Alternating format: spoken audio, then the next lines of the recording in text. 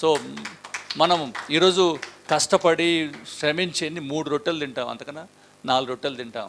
కానీ అదే కూర్చున్నవాడు కూడా అదే చేస్తాం. 100 మందికి ఎంప్లాయ్మెంట్ ఇస్తాం, ఒక ప్రోడక్ట్ ఇస్తాము, ట్యాక్స్ కడతాము. నేను చాలా చూస్తూనే ఉంటాను. చాలామంది ఎంప్లాయీస్ ఒక్కొక్కసారి నా దగ్గర డబ్బులు కూడా ఉండవు శాలరీస్ ఇవ్వడానికి.